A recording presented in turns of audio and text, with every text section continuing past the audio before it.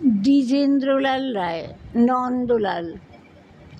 নন্দলাল তো একদা একটা করিল ভীষণ পণ, স্বদেশের তরে যা করেই হোক রাখিবেই সে জীবন। সকলে বলিল আহাহা, করো কি নন্দলাল? নন্দ বলিল বসিয়া বসিয়া রহিব কি চিরকাল? আমি না করিলে কে করিবে আর উদ্ধার এই দেশ? তখন সকলে বলিল বাহবা বাহবা বাহবা, বেশ।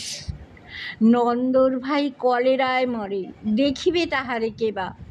সকলে বলিল যাও না নন্দ, করো না ভাইয়ের সেবা। নন্দ বলিল ভাইয়ের জন্য জীবনটা যদি দিই, না হয় দিলাম, কিন্তু অভাগা দেশের হইবে কি? বাঁচাটা আমার অতি দরকার, ভেবে দেখি চারিদিক।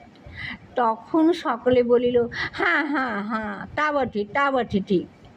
নন্দ একদা হঠাৎ একটা কাগজ করিল বাহির, গালি দিয়া সবে গদ্যে পদ্যে বিদ্যা করিল জাহির। করিল ধন্য, দেশের জন্য নন্দ খাটি এখন, লেখে যত তার দ্বিগুণ ঘুমায়, খায় তার 10 গুণ। খাইতে ধরিল লুচি ও ছোকা ও সন্দেশ থাল থাল। তখন সকলে বলিল বাহবা বাহবা বাহবা, বেশ। নন্দ একদা কাগজেতে এক সাহেবকে দেয় গালি, সাহেব আসিয়া গলাটি তাহার টিপিয়া ধরিল খালি। নন্দ বলিল আহাহা, করো কি, ছাড়ো না ছাই। কি হবে দেশের গলা টিপুনিতে আমি যদি মারা যাই? বলো কবিগত নাকে দিব খত, যা বলো করিব তাহা। তখন সকলে বলিল বাহবা বাহবা বাহবা বাহা। নন্দ বাড়ির হতো না বাহির, কোথা কি ঘটে কি জানি, চড়িত না গাড়ি, কি জানি কখন উল্টায় গাড়িখানি।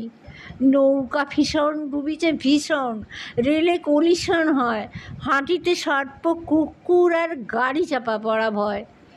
তাই শুয়ে শুয়ে কষ্টে বাঁচিয়া রহিল নন্দলাল। সকলে বলিল ভেলা রে নন্দ, বেঁচে থাক চিরকাল।